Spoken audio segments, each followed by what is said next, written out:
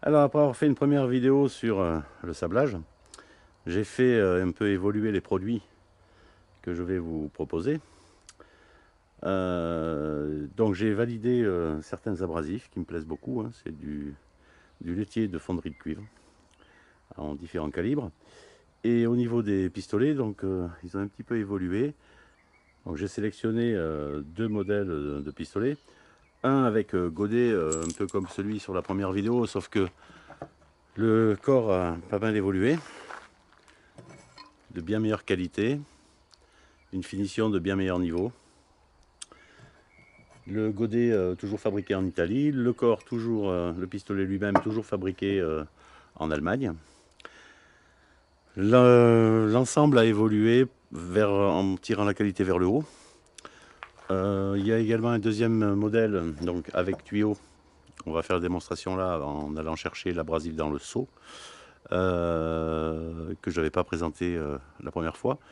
Et vous voyez sur ces deux modèles, donc ici vous avez deux canons différents. Alors j'appelle ça des canons, certains appellent ça des buses. Il ne faut pas se tromper. Donc, la buse interne qui va régler le débit d'air, c'est pas ça, hein. Vous avez une autre buse à l'intérieur qui va régler, elle, le débit d'air. Cette buse n'est absolument pas soumise à l'abrasion. Ce qui va être soumis à l'abrasion, ce sont les buses externes, que personnellement j'appelle des canons. Alors, j'en ai plusieurs sortes. Vous voyez, celui-ci est plus court.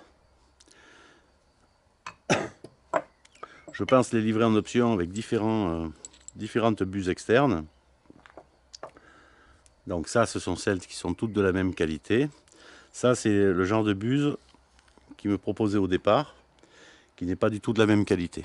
La différence, c'est la dureté de l'acier. Ces buses-là que j'ai demandées sont en acier de dureté HRC62, ce qui est très élevé, hein. On est sur de l'acier, c'est l'acier des vraiment des tout meilleurs couteaux, hein. Des couteaux qui gardent une vie. C'est un acier avec lequel on peut faire des forêts acier. Donc c'est vraiment très dur. On est sur une dureté, quand on compare les échelles de dureté, il y en a différentes, hein. On est juste en dessous du quartz en fait, hein. Donc c'est quelque chose de très costaud. L'abrasif, lui, alors ce qui est important dans un pistolet de sablage, c'est que ce soit cohérent. Vous pouvez utiliser des abrasifs extrêmement durs, presque aussi durs que le diamant.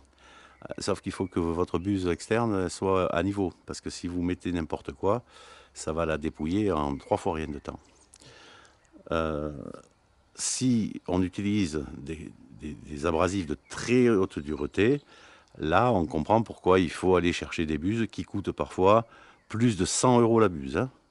Donc quand on est sur certaines buses qui sont réellement massivement dans ces alliages ou ces matériaux extrêmement durs, l'ordre de grandeur c'est 100, 200 €, hein. Si vous en trouvez à 30 €, méfiez-vous. Ça semble pas raisonnable pour la gamme que je prévois, puisque en carrosserie, on n'a pas besoin de sabler dans des cabines et en passer des centaines de kilos d'abrasif. Il faut des matériels portables avec des débits raisonnables, ne pas abîmer les éléments de carrosserie, etc. On peut enlever des éléments de rouille, etc. On ne va pas sabler pendant toute la journée des poutres en chaîne à 3 mètres de haut. Donc c'est pas le même travail. Donc c'est pas la peine d'avoir des abrasifs extrêmement durs pour faire ce genre de travail, que ce soit en amateur ou en artisan, hein, quand on fait ça de manière ponctuelle. Euh, il suffit de bien accorder la dureté de sa buse externe et la dureté de l'abrasif pour obtenir le travail attendu. Là, on est sur des abrasifs qui ont déjà une bonne dureté. On est à 7 sur l'échelle qui monte à 10. L'acier HRC 62 est légèrement en dessous, mais pas beaucoup. Donc on a une espérance de vie qui est correcte pour un prix très raisonnable. Là, la buse de 88 mm, vous allez la payer dans cette qualité-là, hein, qui est exceptionnelle, hein, 19 €. Vous prenez des buses en carbure de tungstène, ça va être 80 €. Donc ça ne me semble pas raisonnable. Avec une buse, vous allez en passer beaucoup de sacs, hein. Vous allez faire quelques centaines de kilos sans problème, quelques tonnes même sans problème. Donc si vous êtes un très gros consommateur, à ce moment-là, dirigez-vous vers des produits professionnels de haut niveau, des spécialistes, mais ça coûte une blinde, hein. Ne vous confondez pas. Euh, une buse comme ça, standard, Dans un acier plus classique, effectivement, ça se bouffe rapidement, surtout si vous mettez des abrasifs de trop dureté. Ces buses comme ça, avec les abrasifs que je conseille, franchement, l'espérance de vie est longue, hein. C'est des centaines d'heures déjà, hein. Donc, 100 heures, il faut compter environ 1 heure en continu pour passer 25 kilos. Donc 25 kilos, si vous avez avec une buse, vous passez 3 tonnes d'abrasif, à mon avis, ça va déjà faire, parce que 3 tonnes d'abrasif, ça va vous coûter cher quand même, hein. Donc c'est un bon rapport, je pense. Donc on va essayer d'abord le modèle avec le tuyau. Donc vous voyez, on plonge l'extrémité du tuyau dans l'abrasif.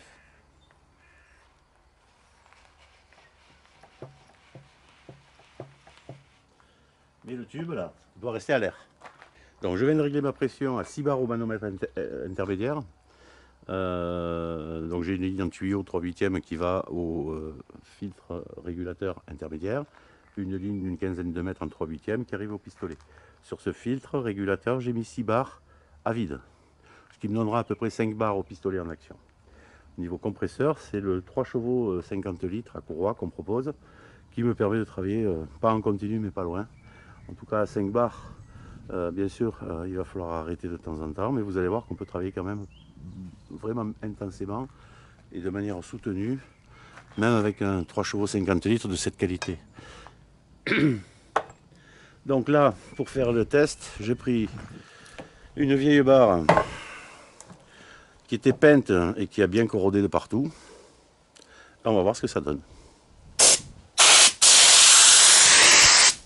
Alors, pour pas vous en prendre plein la figure, orientez en dehors, pas sur vous, que l'abrasif ne puisse pas rebondir vers vous. Donc vous orientez bien comme ça.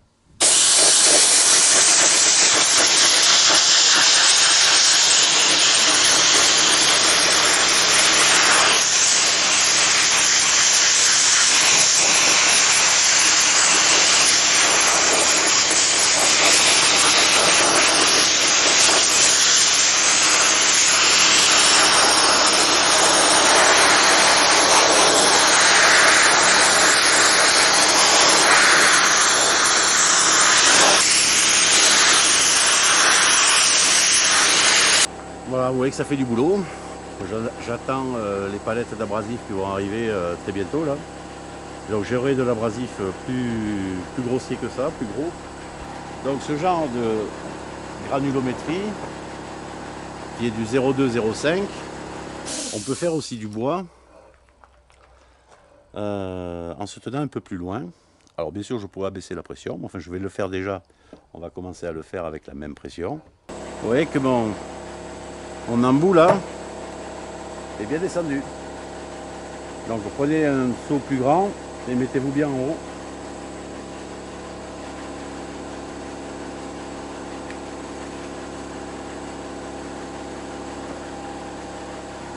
Voilà, je vais faire l'autre côté.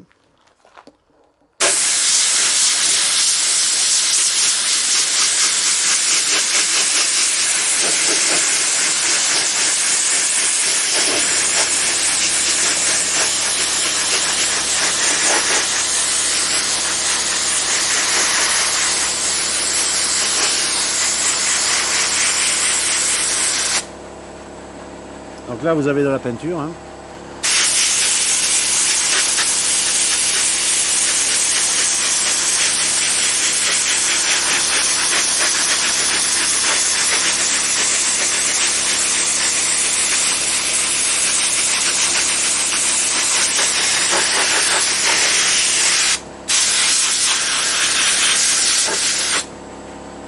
Donc là, sur ce pistolet, il y a la buse de 88 mm et le diamètre de 6 mm.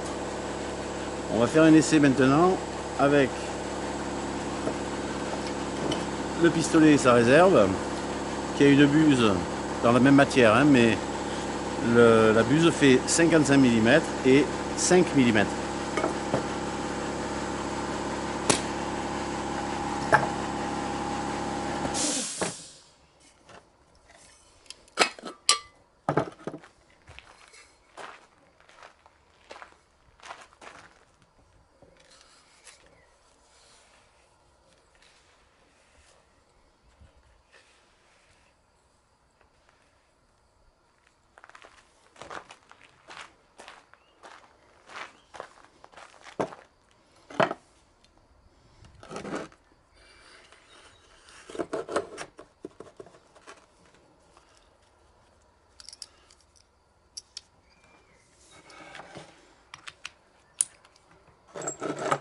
Voilà, là donc je vais essayer buse 55 mm de long, 5 mm de diamètre et pistolet de sablage avec godet.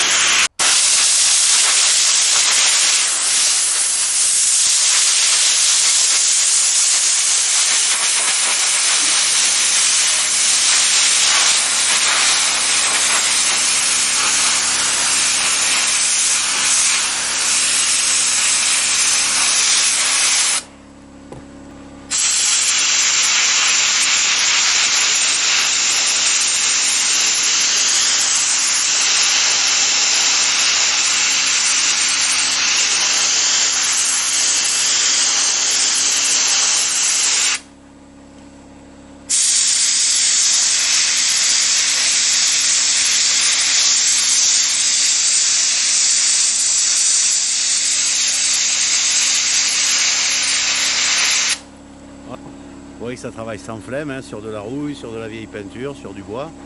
Donc avec le tuyau,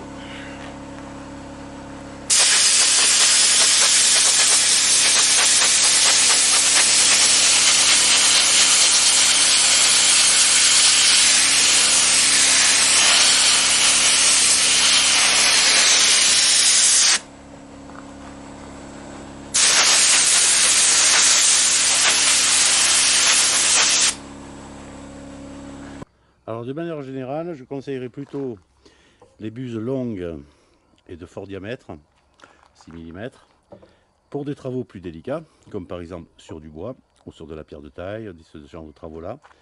La buse courte de 5, plutôt sur de l'acier, des métaux, où on veut attaquer fortement, pour une question de concentration du jet et d'éloignement bien sûr. Donc là, je vais décaper cette partie qui a été peinte notamment avec certains apprêts, des résines que j'avais mis dessus, c'est du brouillard, hein, avec la buse longue.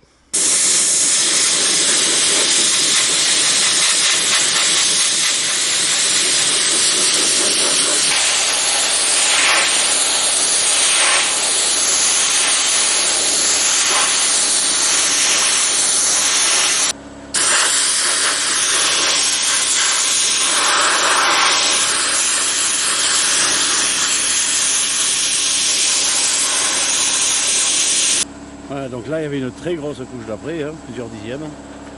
On arrive à bout, sans pour autant détruire le bois.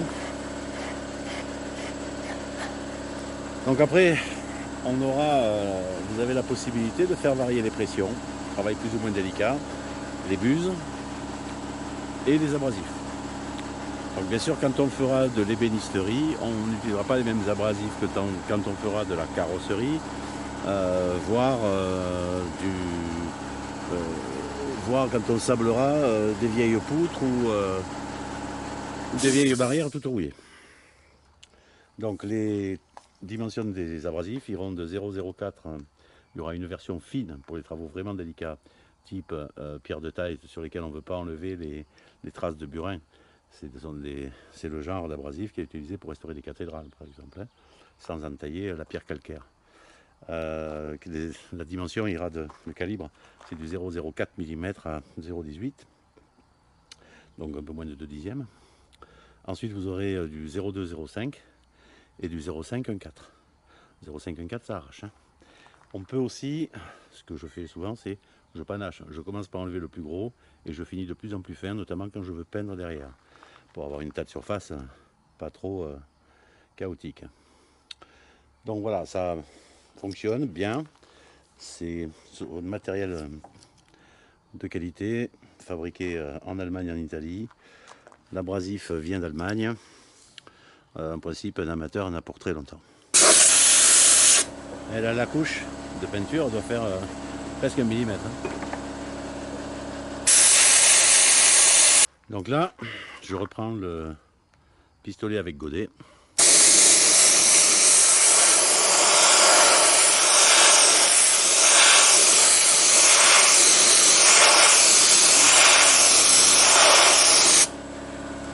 buse plus courte,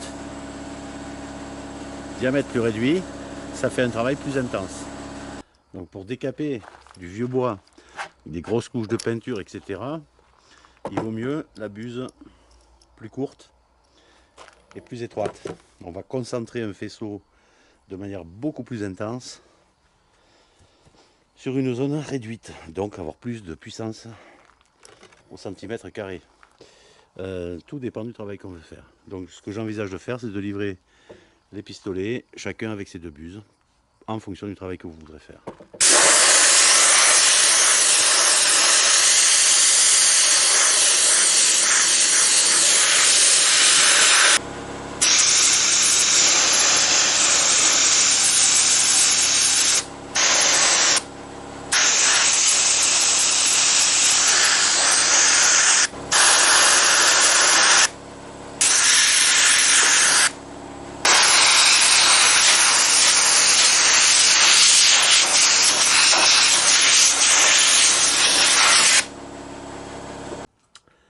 Alors, je vais reprendre les tests sur le sablage. Donc j'ai préparé un petit abri avec juste 4 bouts de plastique tendu, tenu à la charpente avec de l'adhésif. C'est très sommaire, hein, c'est juste pour que ça tienne un jour ou deux, le temps de faire mes vidéos. Donc depuis la première vidéo, donc je vais vous montrer 3 types d'abrasifs. La même matière mais en 3 granulométries. Donc ça, c'est du gros, du 0,5 à 1,4 mm, c'est pour faire du gros boulot. Donc je vais essayer de vous montrer la différence de résultats sur du chêne, avec du gros, du moyen et du fin. Donc voilà, pour faire le test, j'utilise le compresseur 3 chevaux 50 litres à courroie, classique, hein, que j'utilise tout le temps. Mais je vais essayer de faire aussi une petite démo avec le 2 chevaux 50 litres silencieux, parce que ce qui compte, donc, c'est bien la production d'air en équivalent temps continu, pas la production d'air instantanée, s'il faut qu'on s'arrête 5 minutes toutes les 2 minutes. Donc un compresseur qui tourne 100% à 1 heure ou 70% à 10 heures, c'est plus efficace qu'un compresseur qui doit s'arrêter 70% du temps, même s'il est plus gros. Donc je vais vous montrer ça, qu'on peut faire du sablage avec des compresseurs en taille limitée, à condition d'avoir du matériel et des abrasifs adaptés. Dans le sablage, quand on veut faire du travail amateur, tout est une question d'équilibre.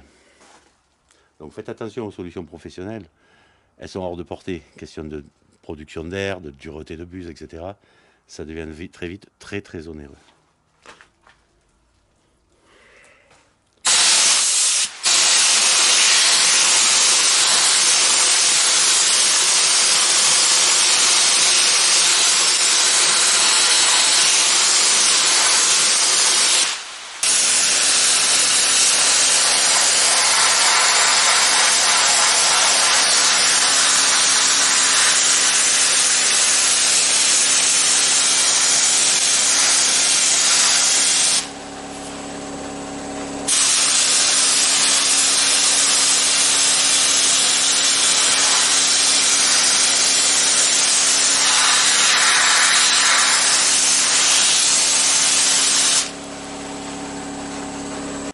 Là, j'ai fait un travail grossier pour décaper. Donc je vais zoomer pour vous montrer. En tout cas, ça permet d'altérer très facilement une couche en surface. Quand on a, par exemple, du vernis sur de l'alu ou du bois, bref, qu'on a une couche assez coriace à retirer, même quand la surface en dessous est plus délicate, après on peut faire autrement. Donc à côté, je vais faire avec le 0,2 à 0,5, qui est la même matière mais en plus fin. Donc là au sol, ben, on voit l'abrasif que je récupère. Donc là il tombe sur la bâche. Vous voyez que ça n'expose pas mes bâches, elles sont en plus d'1 mètre. Hein. Donc après, ben, je récupère mon abrasif sur la bâche, j'ai pas besoin de le gaspiller. Alors, on peut aller au-delà, hein. Par exemple avec un aspirateur d'atelier. On aspire quand il y en a une couche en bas, on a passé 25 kg. On aspire, c'est dans le bac, et on repart du bac. Pas peine de le sortir. On retire le haut de l'aspirateur de chantier, les bidons, et le bac Le bac de l'aspirateur nous sert même de réservoir quand on a le modèle de pistolet avec le tuyau. Là on est à godet, j'ai le même modèle à tuyau. Donc avec un aspirateur à tuyau, on aspire l'abrasif qui est par terre. Une fois que l'aspirateur est plein, on s'en sert comme réserve à abrasif et on repart avec le tuyau et le pistolet, et ainsi de suite.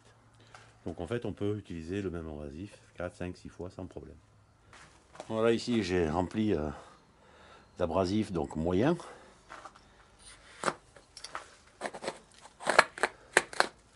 Donc là au pistolet j'ai à peu près 5 barres. 6 barres au mano, vu mon matériel ça fait à peu près 5 barres.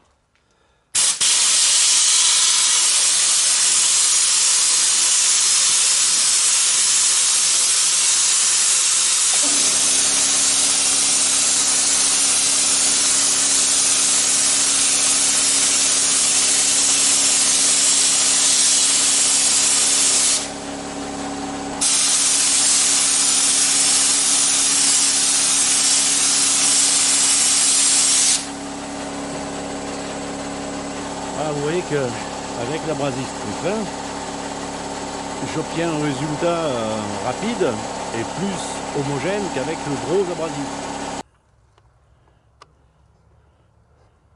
Après, si on a des grosses touches à attaquer, on peut commencer au gros, continuer au moyen, finir au petit. Je vais d'ailleurs repasser cette partie.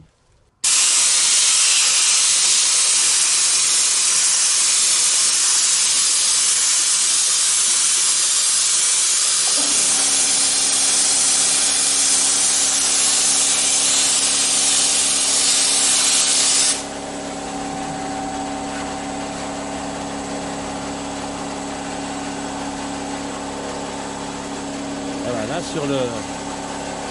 Normalement on voit bien que sur le chêne, j'ai fait un travail beaucoup plus intense en mariant les deux grains. Mettre à la rupture des deux. Voilà. Donc s'il y a vraiment des gros défauts, qu'on veut aller vraiment décaper lourd, le gros puis le petit, puis le moyen. Ah oui que ça va loin. Hein. Il y a des endroits, j'enlève presque 5 dixièmes de chêne. On peut faire avec du chêne, mais aussi des bois demi-durs, comme du hêtre ou du pin même.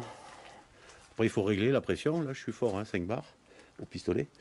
Et puis la distance à laquelle on se tient. On peut arriver à avoir de jolis résultats sur du bois dur et demi-dur, avec le moyen. Le gros, ça arrache. Hein. Le gros, on peut aller taper des poutres de 200 ans qui sont pleines de suie dans les vieilles maisons, par exemple. Hein. On finira ensuite au moyen, si on y a intérêt. Après, je vais vous montrer le troisième, le très fin.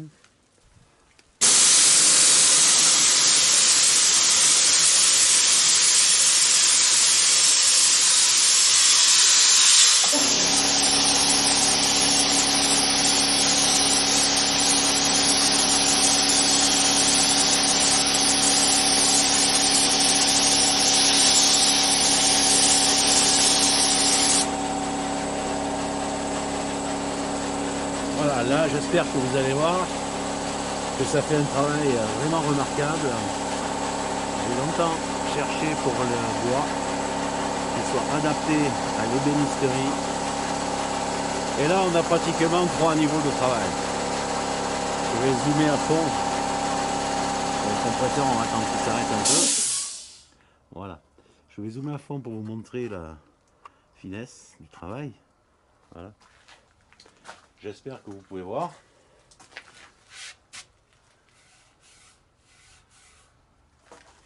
Là, on respecte vraiment le grain du bois. De la même façon qu'on respecte le grain de la pierre de taille. Hein, parce que cet abrasif a servi notamment à restaurer pas mal de cathédrales. Là où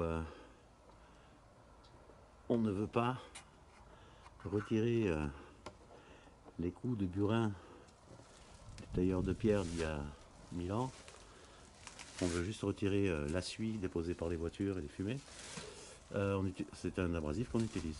Donc il est plus cher que d'autres. Il coûte cher à fabriquer. Mais le résultat est somptueux.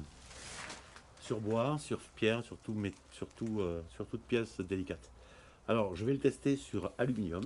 C'est une demande qui m'est remontée déjà à plusieurs reprises. Les gens veulent avoir le bon pistolet, le bon abrasif, les bonnes pressions, etc. pour travailler de l'aluminium en faisant en sorte qu'il soit possible de le peindre avec un très beau résultat directement. Donc pour ça, il faut obtenir un grain, l'équivalent d'un ponçage au grain 400. Donc c'est très fin, c'est pour ça que j'ai retenu aussi cet abrasif qui j'espère donnera le résultat escompté. Donc là vous avez en fait 3 niveaux de travail. Ici le plus grossier, quand on veut vraiment frapper pour choquer, pour fragiliser la couche en surface qui peut être très épaisse. C'est du travail qui sera adapté donc aux poutres dans les maisons, refaire des vieux portails en bois au fond du jardin, etc. Là, on est sur un travail intermédiaire. On pourra faire ça sur des volets, sur des portails, etc. Je parle là toujours en bois, hein. Et là, on a un travail très très fin. On pourra combiner les deux, du moyen d'abord, du fin à la fin, en fonction de la surface qu'il faut, enfin de la matière à retirer. Hein, je vais appliquer le fin sur le moyen. Vous allez voir que ça va améliorer la finesse du grain. Par contre, si j'ai enlevé de la matière en excès, ça ne va pas en remettre, hein. Donc il faut y aller doucement. Là, c'est du travail d'ébénisterie.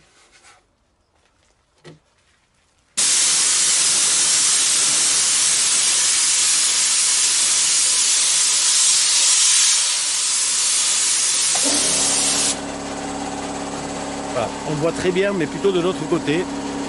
Je vais changer l'orientation. Là. Ici, donc, vous avez le très fin. Vous voyez que la surface est très homogène. Très lisse. Je n'ai pas altéré. Alors, je pense que je peux grossir encore. Voilà. Ouais, l'état du bois, c'est vraiment du bois comme quand on vient de le poncer avant de le verdir. Par contre, à côté, là où j'ai mis ne serait-ce que du moyen, en principe, vous allez avoir des trous. Vous voyez, là, on voit bien, là. Là, on a le soleil qui arrive, on verra peut-être mieux. À cet endroit-là, on voit bien tous les petits trous.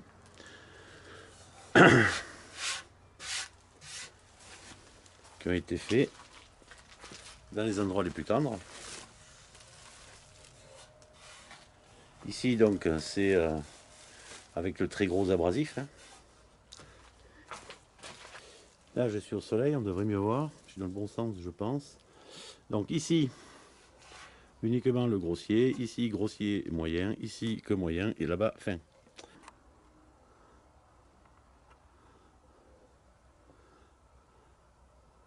Voilà, là, je vous ai mis les différents abrasifs à côté. On voit clairement la différence. Alors, bien sûr, vous remarquerez, plus il est fin, plus on a l'impression d'aller vite. C'est une illusion. Ça dépend du travail qu'on veut faire. On va vite avec le fin parce que le nombre d'impacts est considérable, donc on va avoir une surface uniformément attaquée, mais très légèrement en surface.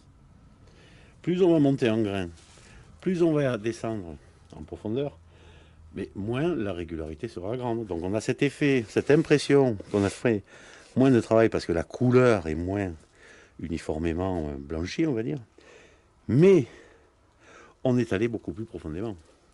Donc quand on a une couche de 2 mm de suie à enlever sur des poutres, croyez-moi, celui-là il va 3 fois plus vite. Mais par contre, quand on veut faire du travail fin, uniforme, léger, il n'y a pas photo. Donc, ébénisterie, menuiserie, gros œuvre. Avec les trois, on fait à peu près tout ce qu'on veut. D'autant que si je veux maintenant homogénéiser ce travail, je vais passer un coup de fin, vous allez voir que ça va blanchir.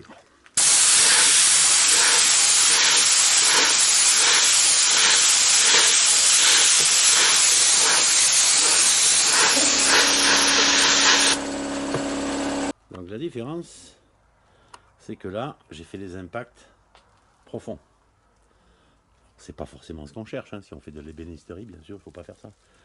Mais si on a des grandes surfaces avec des couches épaisses de produits récalcitrants, ça va vous aider à casser cette surface pour ensuite la finir. À l'inverse, vous voyez les impacts.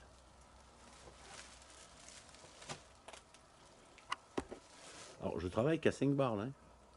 Donc faut bien vous dire que les professionnels, quand on parle de sablage, alors quand on est au niveau industriel, on parle de 10, 15, 20 bars. C'est d'ailleurs pour ça qu'on a certaines précautions à prendre, c'est que ça doit être aussi étudié pour ces pressions-là qui changent tout. Hein. Mais en amateur, on ne va pas s'y amuser. Et vous voyez là l'effet. Vous n'avez pas ces impacts, on n'a pas cassé la surface comme avec le gros. L'intermédiaire, lui, est un peu passe-partout, il est pas mal du tout. On peut aussi attaquer à l'intermédiaire et finir au très fin. Mais quand on fait du bois et qu'on veut vraiment être capable de vernir, de cirer ou faire derrière, le très fin est vraiment incontournable. On va changer de pièce, on va prendre une pièce en fonte toute rouillée. Voilà, donc toujours dans les mêmes conditions, je vais sabler une pièce moulée en fonte qui a bien vécu, qui est bien rouillée.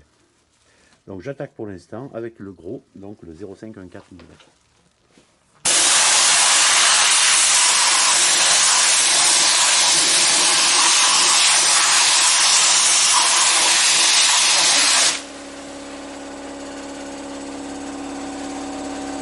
Vous voyez que le résultat est immédiat. Hein.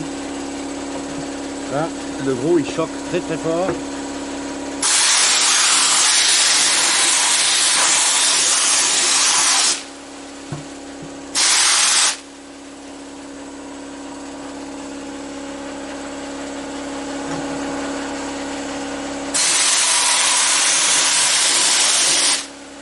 Donc là on a enlevé 98% de la rouille.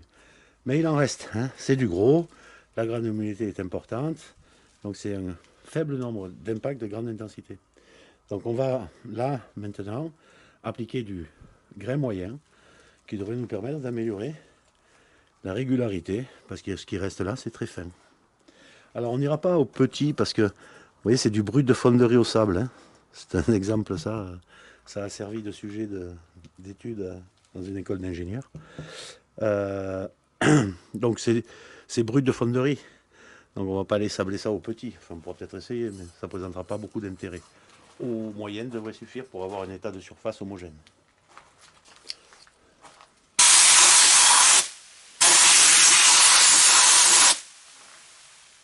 Et vous voyez là, ça va très très vite. Parce que je l'ai bien attaqué avec le gros grain.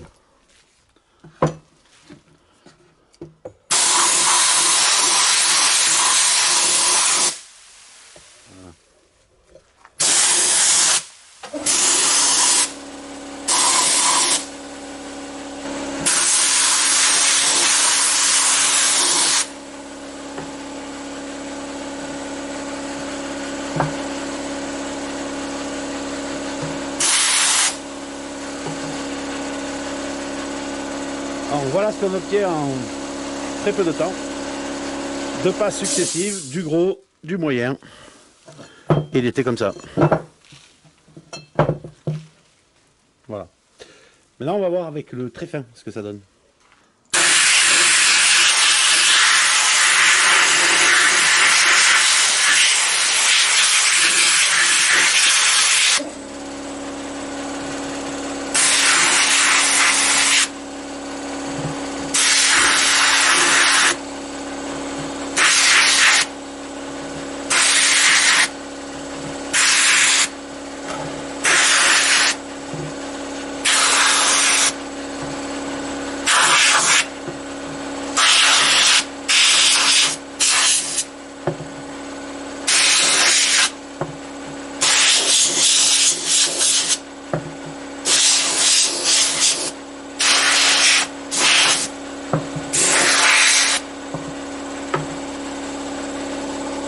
Voilà.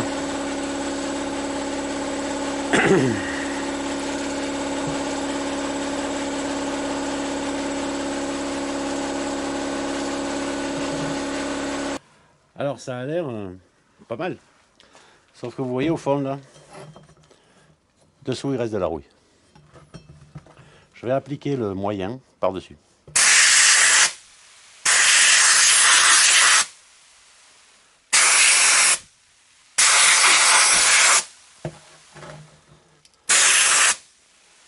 Là c'est décapé.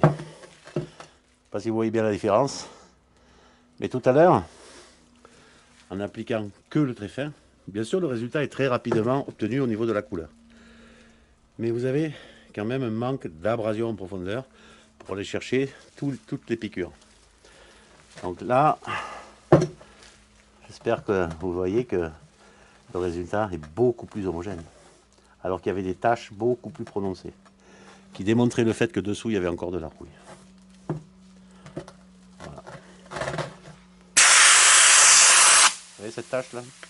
Elle partait pas.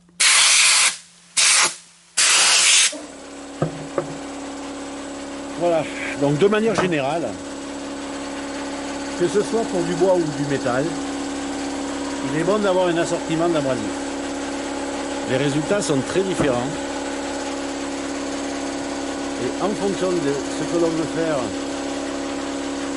la matière qu'on traite, de l'état de surface et du résultat qu'on veut obtenir, on utilisera préférentiellement l'un ou l'autre ou deux associés. Voilà, là j'ai récupéré une pierre. Alors c'est pas vraiment une pierre de taille, c'est une pierre de mur. Alors chez nous, c'est du calcaire relativement, c'est pas très dur, hein, on n'est pas dans le Lot côté Quercy. On est à Villeneuve-sur-Lot, la pierre est beaucoup plus tendre. Et on n'a pas de suie, merci, mais on a des lichens. Et puis tout un tas d'autres vieillissements. Donc là j'utilise aussi le fin à 5 bars.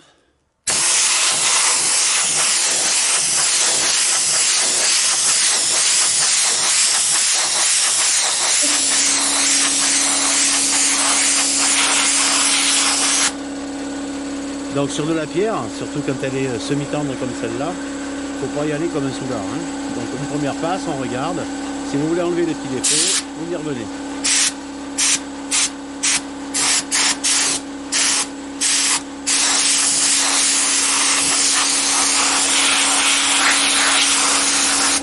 Sur la pierre, c'est très rapide. Le résultat est spectaculaire. Le problème avec les abrasifs sur les pierres, c'est qu'il faut qu'ils soient bien adaptés à la dureté de la pierre. Là, c'est pas caractéristique parce que c'est pas une pierre qui a été taillée il y a 1000 ans à coup de burin. Et on voit qu'on retrouve vraiment, là c'est de la pierre qui était à l'abri, hein, qui n'a pas vieilli. On retrouve le même aspect. On la remet à neuf. Et très rapidement, hein, ça va très très vite. C'est pas la peine d'avoir des abrasifs très gros. C'est avec cet abrasif-là, pas ce genre, c'est celui-là, qu'ont été restaurées certaines cathédrales. Quand il faut enlever la suie sur la pierre, sans aller effacer le coup de burin de l'artiste il y a 1000 ans. Donc ça fait ça aussi. Cet abrasif très fin est cher, mais il est merveilleux. Récupérez-le, ne gaspillez pas. Mélangez-le éventuellement avec parcimonie, avec du moyen, et vous verrez que vous ferez des sablages fantastiques sans aucun risque. Hein. C'est un produit complètement naturel. C'est fait avec les scories des fonderies de cuivre. Donc au départ c'est de la roche. Hein. Une fois que tout est en fusion, donc ça se dépose en surface du cuivre moulé. Hein.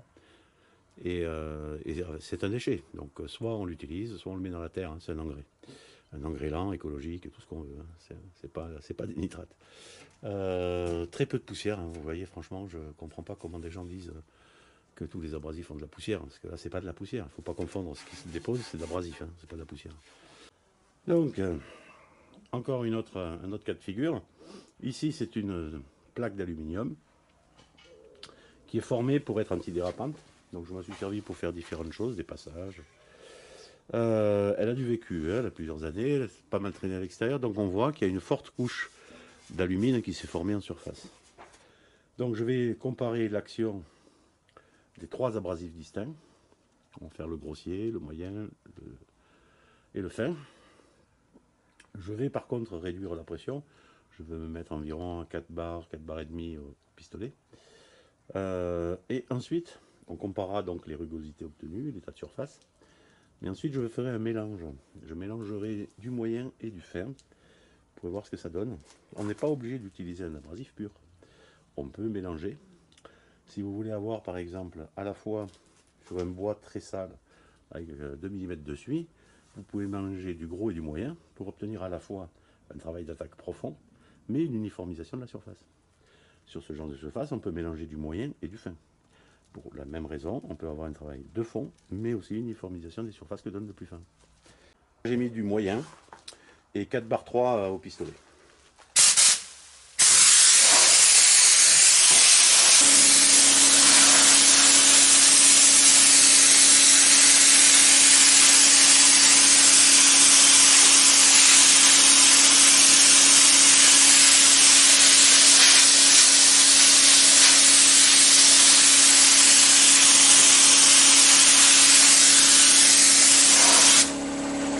Voilà, maintenant j'ai mis du fin.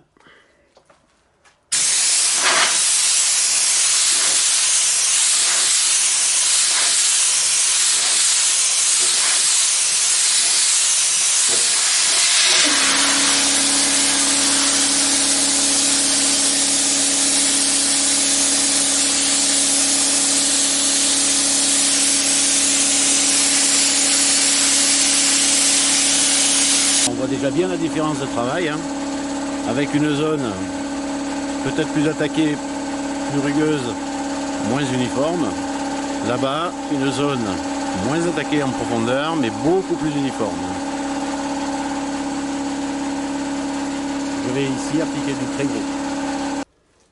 Alors vous pouvez constater qu'avec ces abrasifs et à ces pressions, il n'y a pas vraiment beaucoup de poussière. Même avec le très fin, c'est vraiment marginal la poussière.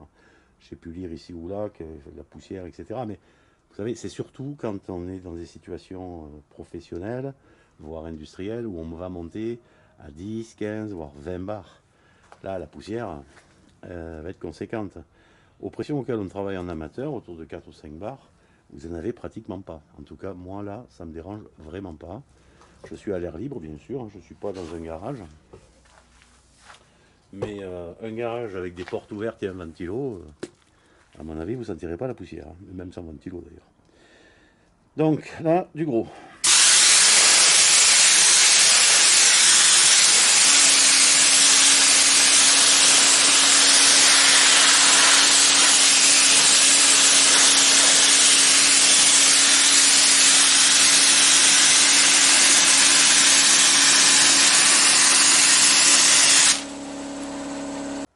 Voilà, ici, c'est la zone qu'on a passée au très gros. Vous voyez l'effet de martelage. Toute la surface a été bombardée et on a créé des petits cratères qu'on voit avec le grossissement presque maximum. Là, on voit bien que la surface, l'aluminium, a été profondément entamée. Donc il a été bombardé par une pléthore de petits boulets qui créent cet état de surface. Donc là, on est capable d'enlever de l'épaisseur, hein, quand il y a beaucoup de saleté. On va passer à l'autre partie que j'ai fait au moyen. Ça, c'est la partie que j'ai faite au moyen. On a aussi cet effet de bombardement, hein, mais beaucoup moins marqué. Les cratères sont moins profonds, ce qui est tout à fait normal. Donc un travail intermédiaire au niveau rugosité. Un travail aussi quand même intense au niveau du décapage. Et donc maintenant je vais vous montrer là où j'ai passé le très fin. Et donc là c'est là où j'ai passé le très fin. On voit que là on voit quasiment plus de rugosité. Et la surface est régulièrement décapée en surface légère. Donc si vous avez une grosse couche de saleté à enlever, ça ne va pas suffire. Par contre, du moyen et du fin, ça vous donne un résultat assez exceptionnel. Donc je vais faire deux choses. Je vais repasser du fin là où j'ai passé le moyen, et je vais appliquer directement un mélange fin-moyen à un autre endroit. Alors là, j'ai remis du fin, du très fin, et j'ai augmenté ma pression à environ 5 bars et demi. Parce que je veux reprendre le moyen en réduisant l'effet de bombardement.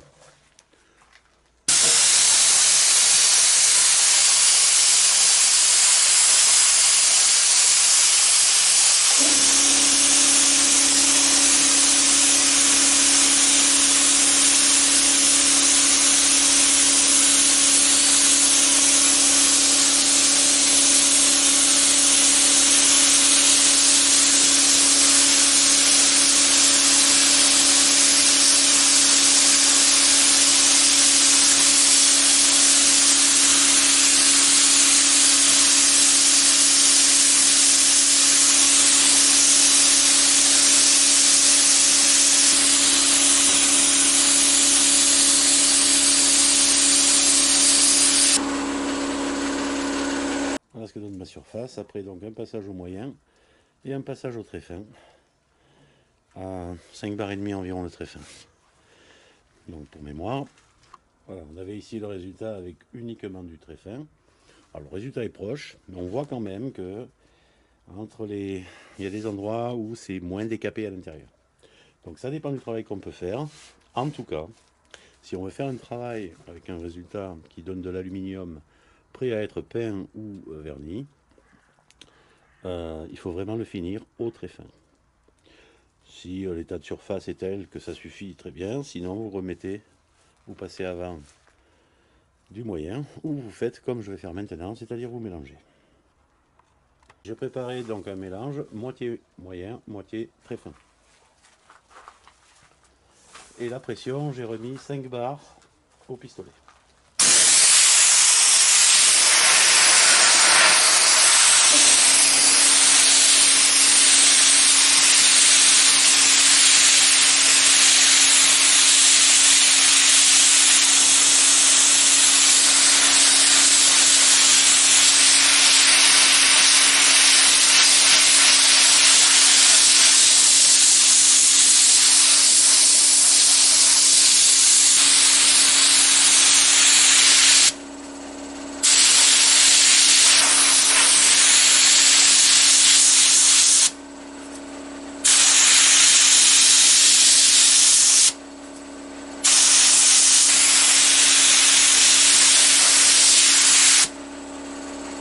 Voilà donc le résultat qu'on obtient en une seule passe. On va zoomer sur ce carré là, qui est juste à côté de carrés qui ne sont pas faits, ou qui ont été partiellement faits. On pris juste un peu de rebond. Voilà, en une seule passe, avec donc du moyen et du fin, on obtient ça.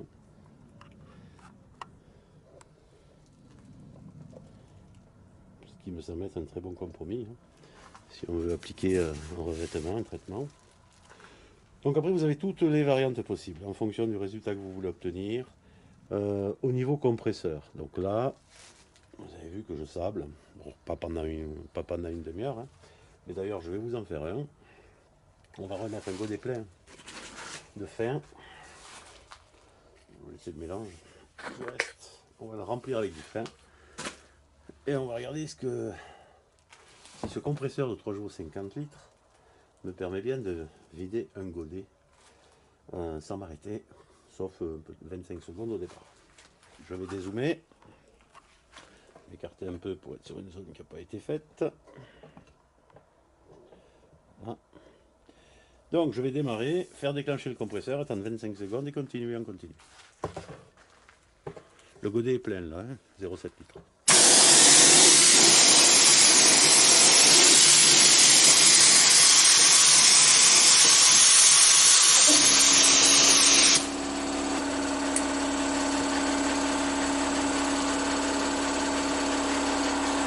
Donc j'attends 20-25 secondes et je redémarre, avant que mon compresseur s'arrête.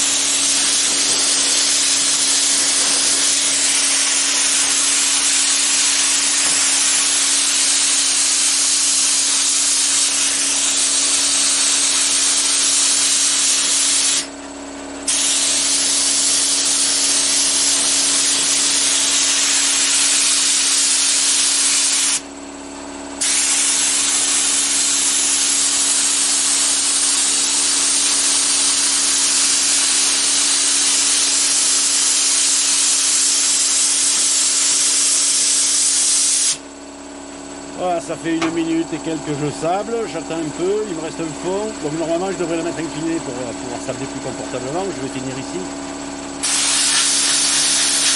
Vous voyez que ça sable toujours. Hein. Donc bien sûr la pression a baissé. Mais alors si j'attends, ne serait-ce qu'avec ce compresseur, j'attends 15 secondes, boum, je gagne 2 bars. charge très vite, comme la cuve est de 50 litres et qu'elle monte à 9 bars, j'ai beaucoup de réserve d'air parce qu'il y a de la pression. Et comme elle n'est pas très grosse et que le compresseur débite beaucoup et qu'il peut tourner en continu, ben, je peux me permettre de reprendre très vite.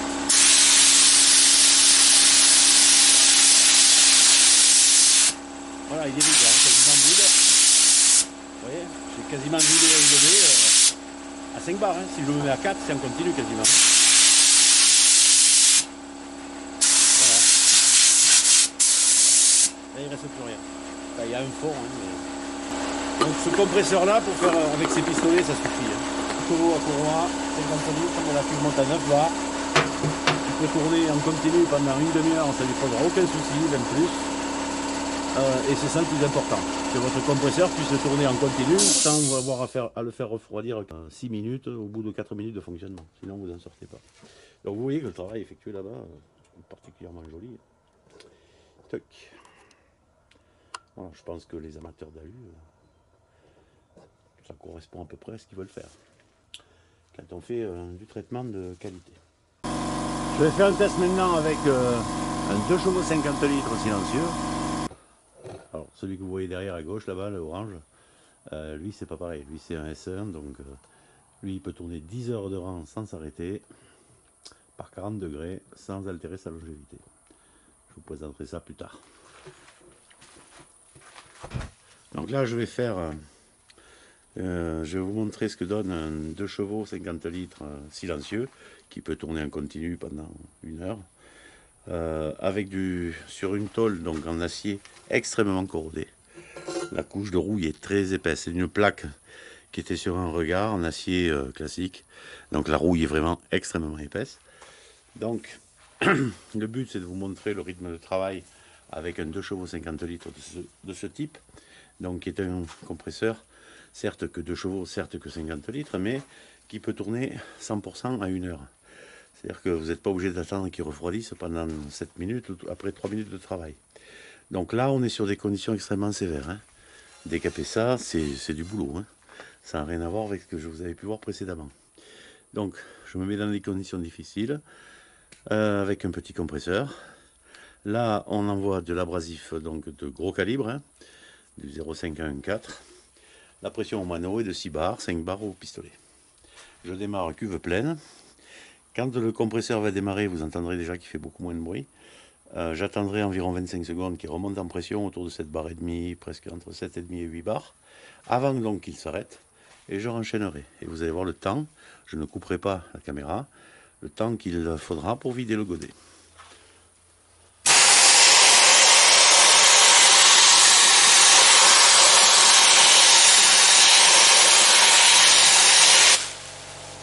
Voilà, vous entendez le compresseur qui redémarre. Alors c'est comme ça que je travaille pour valoriser les compresseurs qui tournent, qui peuvent tourner longtemps.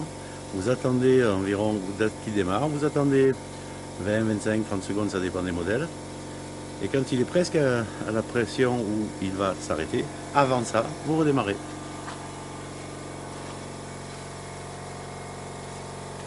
Voilà, on est à 7 bars et demi, je rattaque.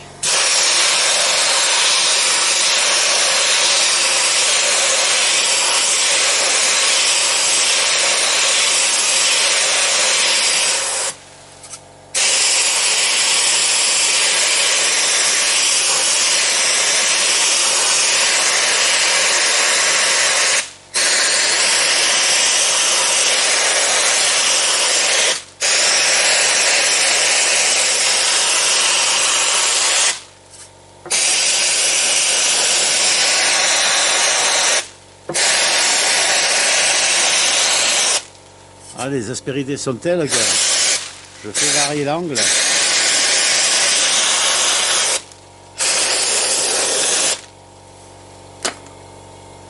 voyez que le godet est vide. Donc ça, j'ai fait ça, un godet, j'ai passé 1 minute 30 environ avec mon 2 chevaux 50 litres. À la fin, il y a moins de pression, vous voyez bien que ça fait moins de travail. Enfin, ça fait du boulot quand même. Hein. Mon compresseur est presque à 7 bars et demi, je rattaque.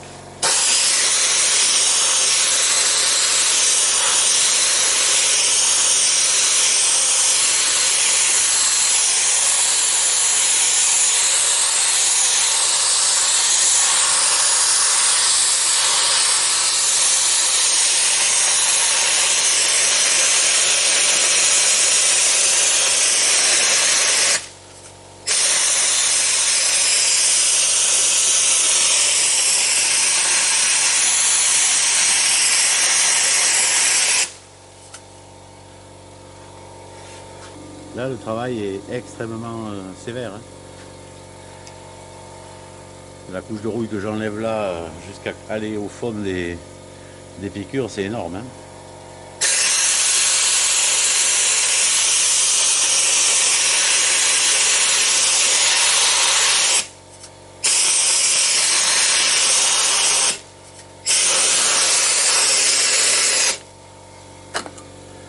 Mon godet est presque vide. Donc je vais recharger avec du fin. Je vais le vider un peu plus. Et je vais finir au fin. Là je vais attendre, j'ai chargé mon godet, je vais attendre une trentaine de secondes de plus qui remonte bien en pression à cette barre et demie, cette barre 7. Et enchaîner. Vous voyez, quand on travaille avec un godet, avec un 2 chevaux 50 litres comme ça, on ne travaille pas tout le temps, mais presque. Parce qu'en fait, il faut remplir le godet, puis après, quand vous aurez fini votre pièce, il faudra en faire une autre. Donc là, je peux rattaquer.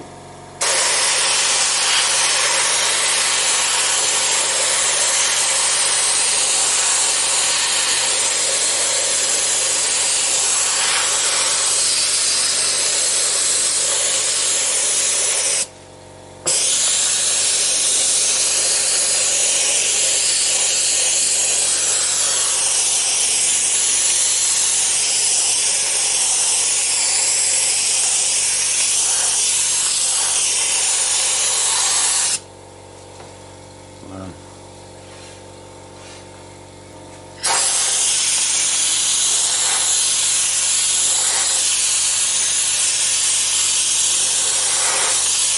Voilà, là vous voyez, hein, là on voit encore toute la rouille. Hein. Donc c'est pour vous montrer, sur d'autres vidéos, vous avez vu qu'avec du fin, ça décapait bien, c'était joli. Là on est très loin du compte. Hein. Il faut du gros, du moyen et du fin. Enfin, le fin n'est pas indispensable, ça dépend de ce que vous voulez faire.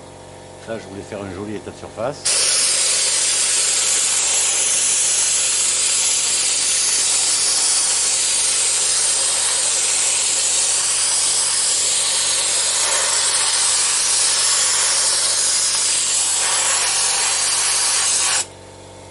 Et le fin permet d'aller, quand il y a des grosses aspérités comme ça, il permet d'aller bien au fond.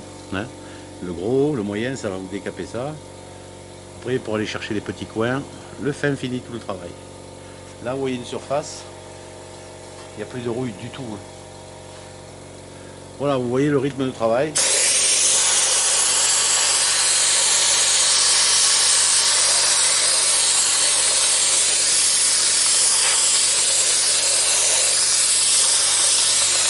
Qu'on peut avoir avec un 2 chevaux 50 litres. Donc bien sûr, on ne travaille pas en continu. Et quand on a des chantiers pas très conséquents, des pièces de temps en temps, quand on fait de la mécanique, ou même de la carrosserie, hein, parce que la carrosserie, faire ce travail-là, c'est pas partout, hein, pas sur toutes les pièces, ça peut très bien suffire. Hein. Donc voilà, je vais vous montrer, je vais zoomer sur la partie que je viens de faire.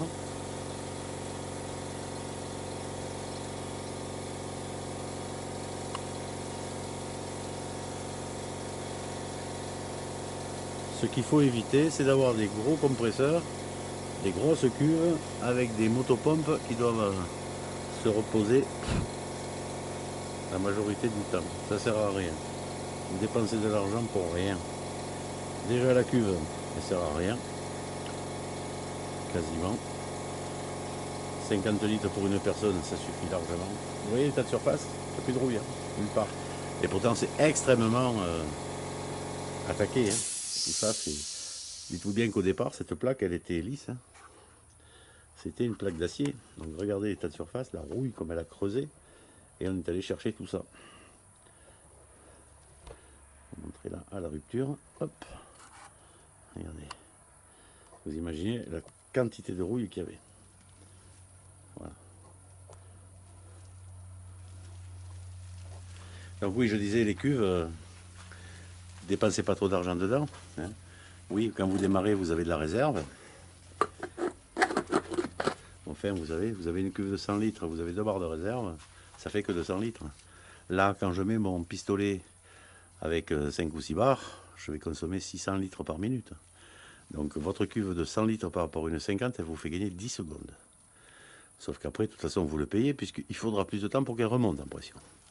Donc dans le rythme de travail, la productivité, la cuve ne sert à rien du tout. Elle n'est utile que si on est plusieurs à travailler. Comptez 50 à 70 litres par personne, c'est suffisant. Donc les cuves de 300 litres, oui, dans un garage où il y a 3-4 employés. Pour une personne seule, ça ne sert à rien du tout. 50, 100 litres maxi, mais alors pas plus.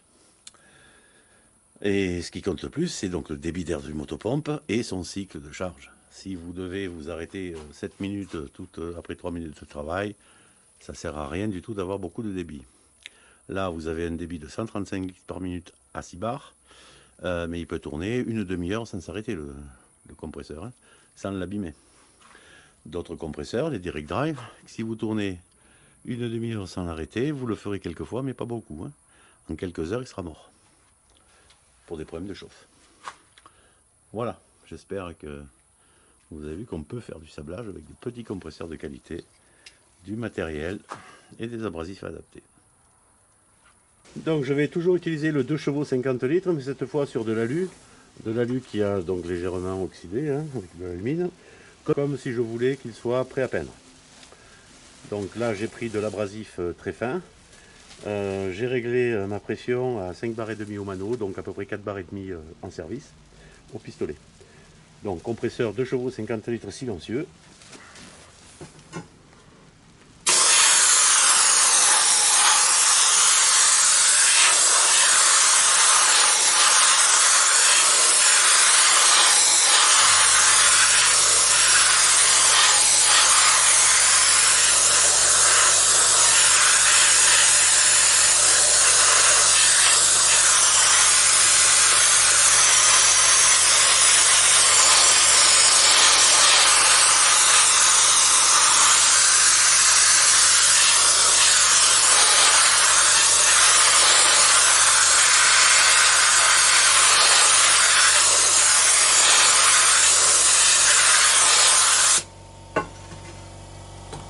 Donc là, vous voyez, j'ai fait d'une traite environ 10 cm sur 50-60 avec mon 2 chevaux 50 litres. Donc la pression baisse un peu à la fin, mais c'est suffisant pour faire ce genre de travail. Là, je n'en ai pas passé beaucoup, hein. J'ai passé...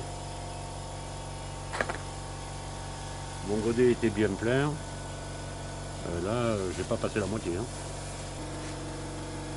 Avec le très fin, on fait plus trop la différence entre sablage et aérogommage. C'est un travail de finesse. Vous voyez le grain? Je pourrais pouvoir zoomer encore beaucoup plus. On devrait, voilà. Donc une baguette là, vous voyez la largeur, hein. Pour vous donner une idée du grossissement, la baguette qui fait presque la moitié de votre écran là, ça fait moins de 2 cm, hein. Donc le grossissement est très élevé et vous voyez que l'état de surface est très fin. Donc avec ces abrasifs très fins, en adaptant les pressions, les buses, si on veut faire du travail encore plus fin, on met la buse de 88 mm en diamètre 6, ça sera encore plus délicat. C'est ce que je mets notamment quand je fais de la pierre, hein. On arrive à faire un travail qui est de l'aérogommage, hein. Entre ça et l'aérogommage, on ne voit pas trop la différence. La différence, c'est que ça va beaucoup plus vite que des noyaux concassés, hein. Et puis, quand on récupère, ça coûte beaucoup moins cher. Donc là-bas, la couche est épaisse, hein. La matière que j'ai récupérée. Alors là, c'est provisoire, il y a eu du vent, il y a eu la tempête en fait. On a eu du vent à 130 km/h. Donc là, c'est un mélange, bien sûr. Je ne vais pas aller récupérer un godet à chaque fois que je fais une démo. Mais quand on fait en séquence, là, j'ai de quoi remplir un bon bac d'aspirateur d'atelier, hein. Pour finir, je vais sabler une porte de placard de cuisine qui avait été repeinte avec de la lasure directement sur l'ancien vernis. Et bien sûr, ça ne tient pas. Donc, je vais retirer toute la lasure. Et ça, après, je le peindrai avec le titangum sans colorant. Le titangum, c'est le produit qu'on utilise sur les bas de caisse. Ça tient absolument partout, y compris sur le bois, le béton. On peut s'en servir comme étanchéifiant pour le béton, les pieds de piquet, etc. Donc ça va accrocher très fort là-dessus. Et derrière, je mettrai une teinte, genre soit un brillant direct, je peux même faire un métallisé. Je vais m'amuser peut-être à faire quelque chose de sympa. Donc là, je vais commencer par sabler. Je prends du grain très fin, puisque je suis sur du bois, et même au milieu sur du mélaminé.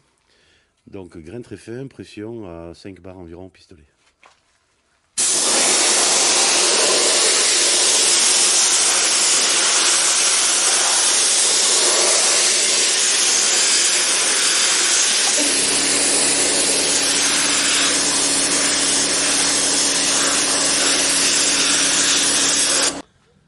Donc là on voit que ça peut le faire, mais c'est assez long. La couche est épaisse, c'est de la lasure. Donc je vais commencer par voir la différence si je fais une première passe avec du grain moyen, sans aller au bois partout, hein, pour ne pas entamer mon bois, mais pour fragiliser la couche superficielle et finir au fin.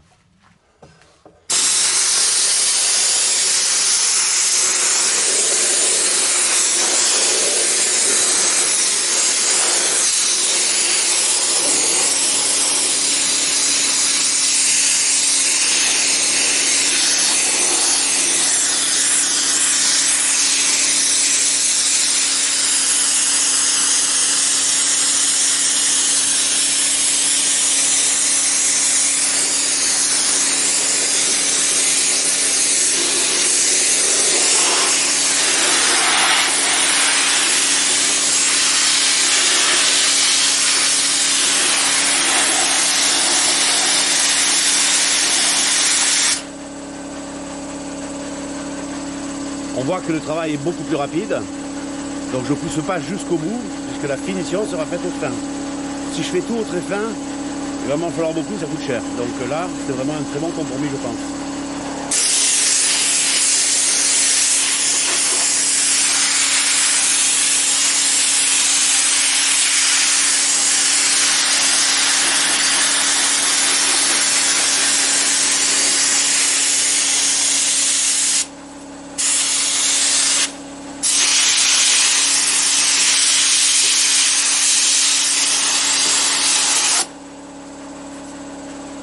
Là, j'ai quasiment terminé mon godet. Je vais en recharger, du moyen toujours.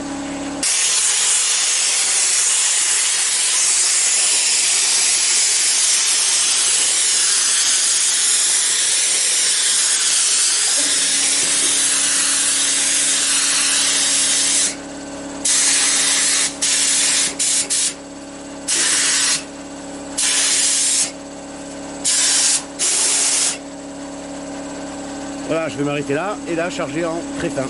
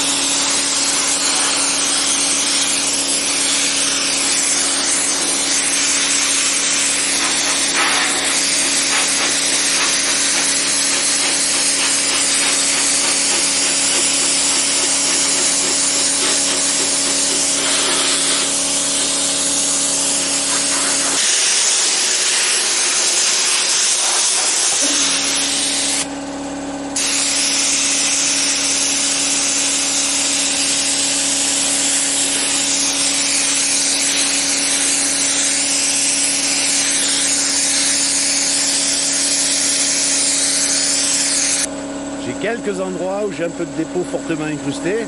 Donc je vais repasser un petit peu de moyen sur les quelques petits endroits et finir avec un demi-godet de très fin.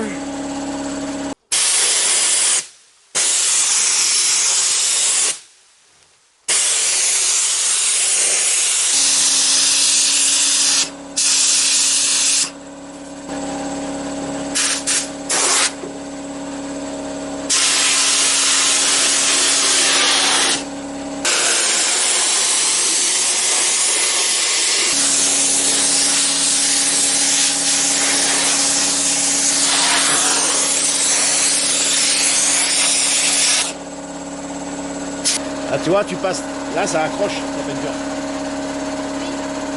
Tu retrouves le bois naturel. On retrouve les veines du bois. Voilà, tu peux passer une résine transparente et poncer si tu veux faire du laqué brillant. Ou laisser comme ça si tu veux faire du bois naturel. Hop. Là c'est le vernis d'origine. Tu vas voir que ça va pas sortir. Ça va être beaucoup plus rapide. Ah, donc j'ai fait un côté qui avait été peint donc, avec une lasure inappropriée. Hein, on ne peint pas en principe des portes de placard avec ce genre de lasure. La lasure, c'est pas facile à enlever parce que c'est élastique, hein, c'est souple, donc ça rebondit. Donc deux passes, on l'attaque, on le fragilise et ensuite on le finit. Là, c'est le côté qui n'a pas été retraité, donc on a le vernis d'origine. Un vernis qu'on utilise généralement sur les bois. Vous allez voir que le résultat est beaucoup plus rapide et que je le fais qu'au fin.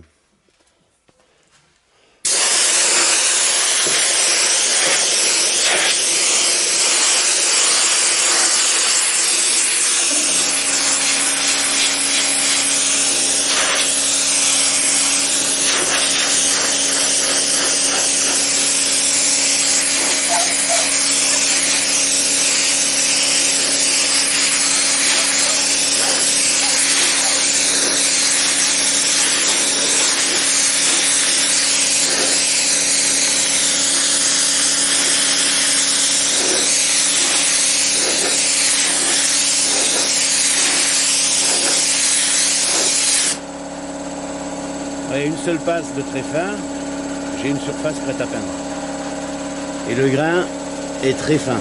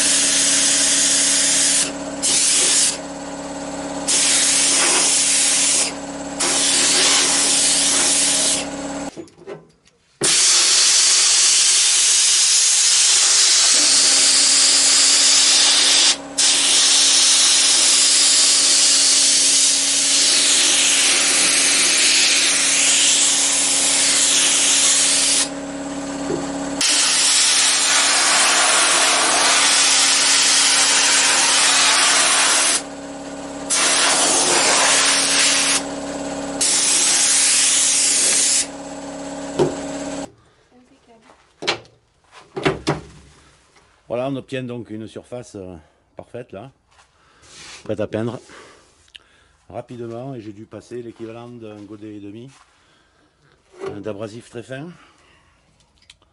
Donc ça fait 1 litre 4 environ, 1 litre 3, 1 litre 4.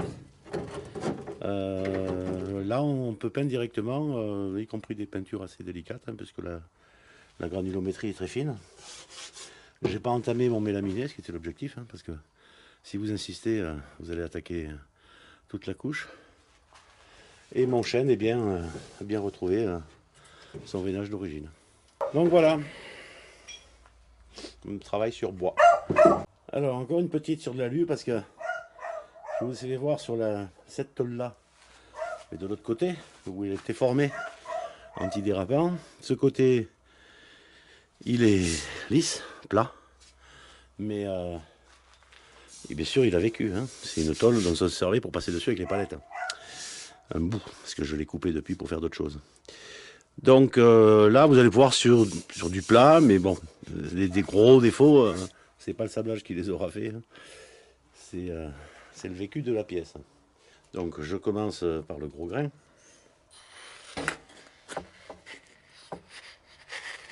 Au milieu, vous enfoncez, et un quart de tour, même pas un dixième de tour, et c'est fait. Donc ici je vais faire le gros, le moyen de le faire.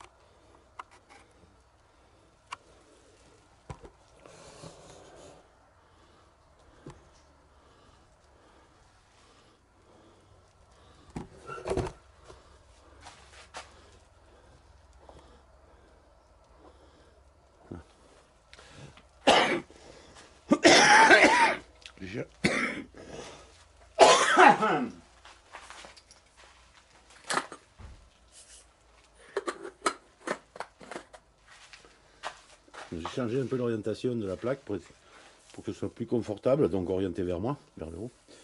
Et la position pour que vous y voyez mieux.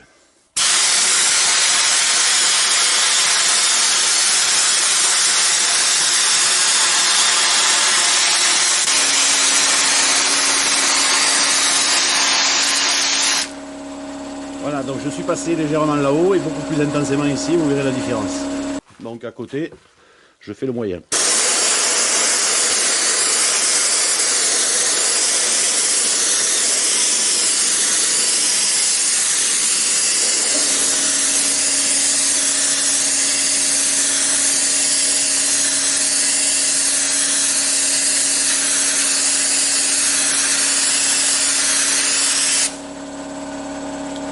Donc là, je vais attendre un peu pour faire ici en dessous un travail très intense, pour voir la différence avec le travail du gros. Là, on avait des rayures profondes, des coups.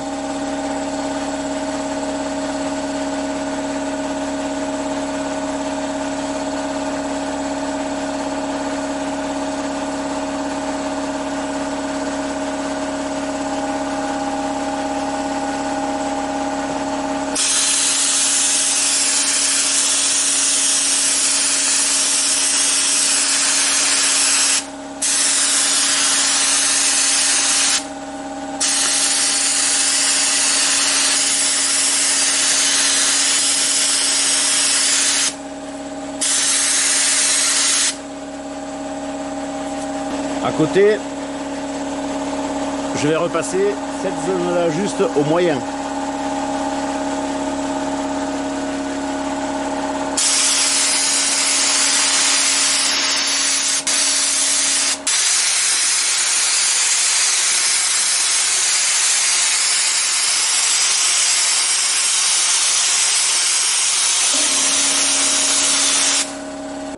Et maintenant donc le très fin.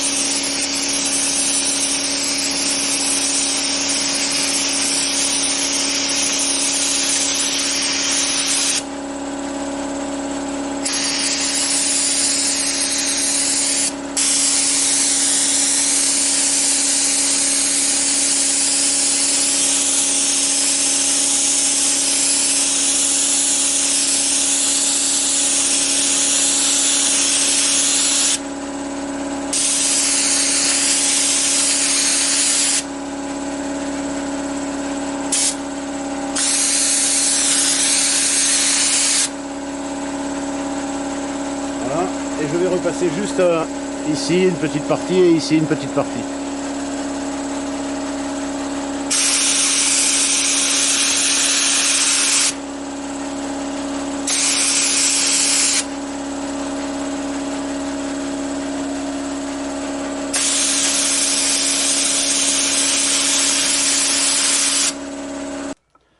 Donc on va regarder déjà de plus près le très gros.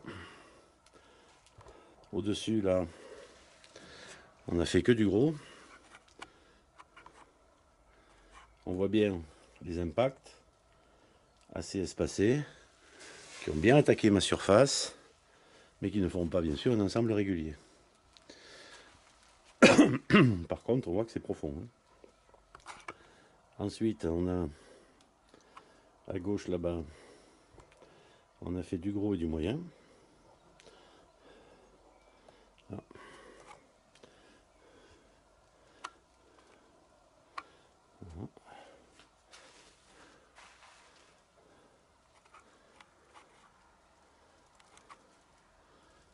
Donc on voit que la surface est attaquée de manière beaucoup plus régulière. Le moyen a fait son boulot de rectification.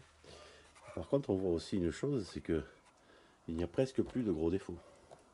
Or, j'ai pris soin de bien sûr faire ça dans une zone où il y avait de très gros défauts. Donc des défauts qui s'apparentaient, si je fais là-haut, à ce genre de rayures. Si vous en ciblez une. Là, on en voit un peu les petits cratères là, mais avant, il y en avait plein. Et c'était ce genre de défaut. Voilà.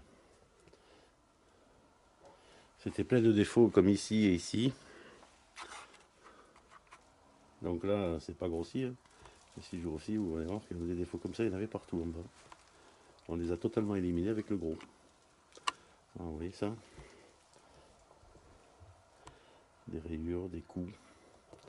Il y en avait partout. Vous voyez ça? Voilà. Là. Et là où on a passé le gros, on les a quasiment toutes éliminées. Alors, je n'ai pas insisté outre mesure. Hein. Si on veut toutes les éliminer, on peut. Donc là, c'est le gros et le moyen. D'accord. Voilà. Et à côté, on a le gros, le moyen, le fin, ici.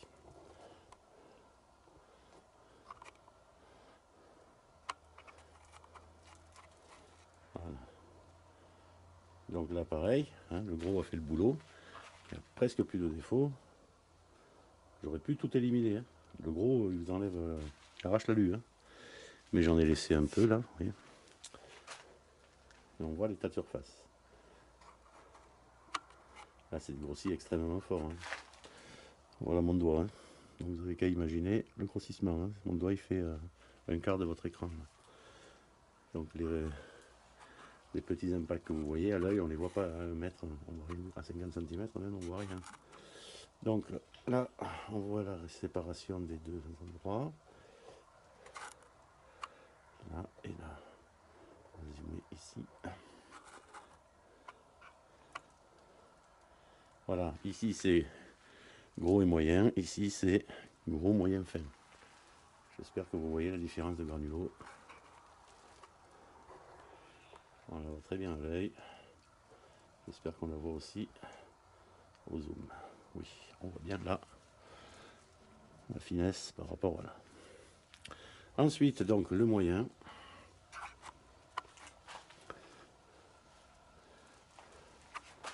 Donc toujours pareil, hein, une zone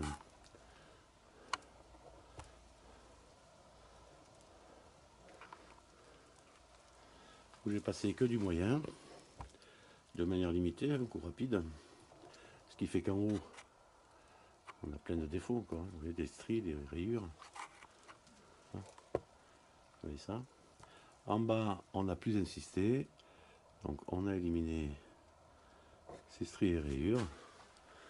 Même au moyen, on peut le faire. Mais c'est plus long qu'avec le gros.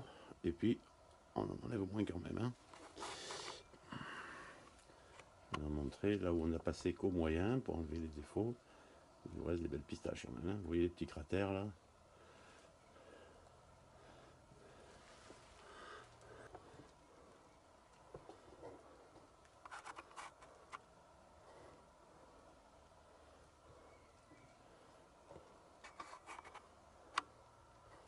Voilà. Voilà, donc le moyen a considérablement retiré les défauts. Là aussi, on était sur une zone pleine de rayures et d'impact. Par contre, le moyen me laissera des défauts de ce calibre. Un peu gros pour lui. Alors que du côté du gros, j'en avais plus. Ça dépend de ce qu'on veut. Hein, vous voyez là, la rainure. Ah, vous voyez, là, on voit une rayure. Ici, on voit une rayure. Genre de rayure qu'on ne voyait pas là où il y avait le gros. Donc, ça dépend de l'état de surface. Hop. Par contre, on voit que là, déjà, au moyen, c'est uniforme. Et alors, là où j'ai passé le moyen et le fin, ça commence à ressembler à quelque chose de très uniforme. Là, on a toujours les gros impacts que le moyen n'a pas su retirer, bien sûr. Hein. Là-dessus, il faut passer du gros. Hein. Si on veut qu'il n'y ait plus de rayures, d'impact, il faut passer du gros. On décape fort, on va enlever 2 ou 3 dixièmes. Hein. Derrière moyen, fin. Là, j'ai passé que du moyen. Donc, il est tout à fait normal d'avoir ce genre de petits cratères. Maintenant, si on pousse, attention. Hein.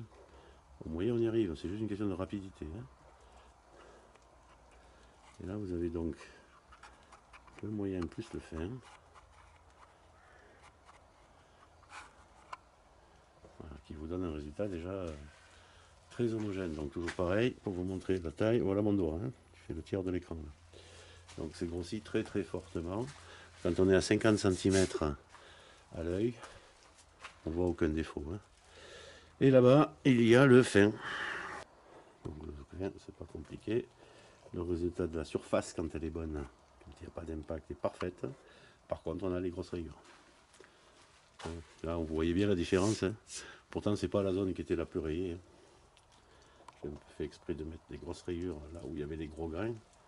Et vous voyez que là, si on compte sur le sablage fin pour retirer les rayures, c'est pas trop la peine. Par contre, regardez l'état de surface. Là où j'avais pas de défaut, c'est un miroir. Voilà. Si vous avez une tôle d'alu qui est pas abîmée, hein, que vous voulez simplement la décaper pour la mettre en peinture, ou retirer des couches de matière, etc. Rien qu'au fin, c'est splendide. Après, si vous voulez utiliser le sablage comme pour décaper et unifier la géométrie, la forme, l'état de surface, là il faut monter en grain. Donc là-dessus, moi si je veux faire un résultat où j'ai l'impression d'avoir une plaque neuve, je vais faire gros, moyen, fin. Sinon je vais mettre une éternité. Donc bah, tiens, je vais refaire par exemple là où il y a énormément de défauts. Donc à faire pour mettre, pour illustrer ce que je vous dis. Donc vous pourriez croire que ce sont des blagues. Hop.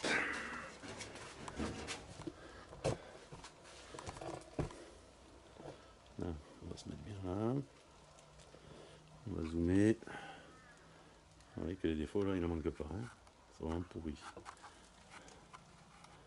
On va juste cadrer sur la zone. Voilà. Et donc à cet endroit, je vais passer gros, moyen, fin dans la foulée. Et gardez bien l'image en tête.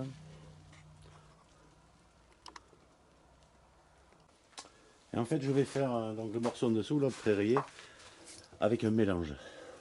Une bonne occasion de tester les mélanges. Donc j'ai mis un tiers de gros, un tiers de moyen, un tiers de fin.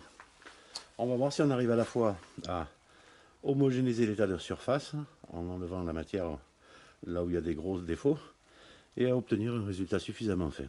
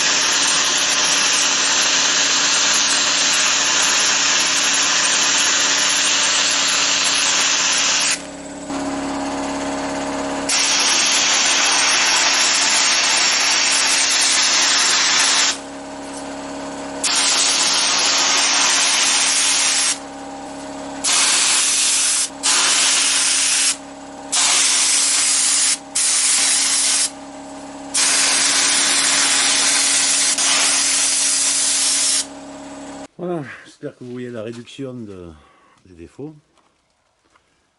Donc, juste en sablant, hein. Il reste des gros cratères, on va dire. Tout ce qui est rayure est totalement disparu.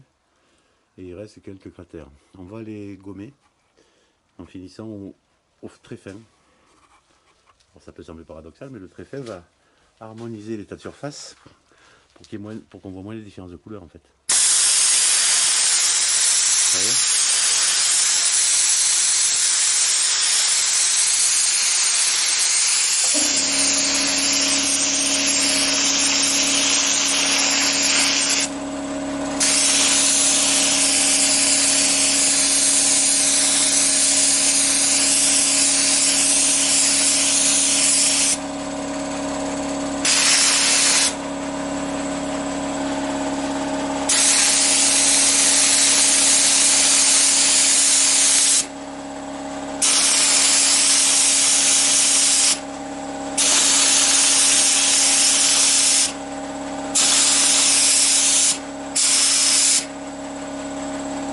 Donc là, on va voir les différences et les limites, le travail et les limites. Donc vous voyez la zone là, ici à gauche, où j'ai travaillé avec un mélange, un tiers, un tiers, un tiers, et une finition très fin. On voit bien sûr des défauts encore, mais uniquement les gros cratères. Là, il manque 1 millimètre de matière. Hein. Ici, pas loin, et on a une excroissance qui doit faire 1,5 millimètre. Donc ça, on peut, hein, mais bon, là, l'abrasif n'est pas conseillé. Par contre, vous pouvez voir qu'il n'y a plus aucune rayure. Je vais essayer de zoomer pour vous montrer ce qui reste. Vous voyez, ça, c'est très profond. Hein. En profondeur, on a presque 1 millimètre, et l'excroissance autour, là-bas, elle fait 1,5 millimètre de haut. Vous voyez qu'autour, il n'y a plus rien. C'était entièrement rayé, tout ça. On obtient une surface décapée et harmonisée par le très fin. Donc ici aussi, c'est un creux avec un rejet de matière. Entre le haut et le bas, il y a 2 mm. En haut aussi, là-bas, vous avez une zone où il reste 3 petits défauts qui font environ 2 mm de profondeur. Par contre, regardez à côté, c'était plein de rayures comme ça. Donc j'en ai laissé une entre deux, comme ça. Ça, c'est des rayures qui doivent faire 2 dixièmes. Vous n'en voyez plus aucune à côté. Alors qu'à côté, j'ai passé que du très fin et vous voyez la grande rayure là. Celle-là ne fait pas 1 millimètre, elle fait quelques 2 dixièmes. On la voit toujours très bien. Donc avec des pièces rayées de quelques dixièmes en aluminium, vous pouvez effacer tout. La limite, c'est bien sûr la taille, la profondeur et la matière. Donc bien sûr, après, quand on a quand on a des gros défauts, hein, il y a d'autres solutions que le sablage. Hein, on ponce, on mastique, etc. Mais quand on a des surfaces où il y a des légères rayures, le sablage intensif, hein, on peut mettre 5, 6 voire 7 bars, hein, va vous harmoniser tout ça, effacer les défauts de quelques dixièmes. Et vous allez pouvoir, avec du très fin, et vous allez pouvoir lui donner un état de surface prêt pour la peinture. Parce que si vous regardez ici, votre état de surface est franchement pas mal. Hein, en dehors des quelques défauts qui persistent que je vous ai montrés, on a un état de surface déjà sympa. Hein. Alors, on n'est pas aussi précis que là-haut, hein. Mais quand même, on peut se permettre là-dessus d'appliquer un après. Sur l'autre là-haut, on peut faire de la finition.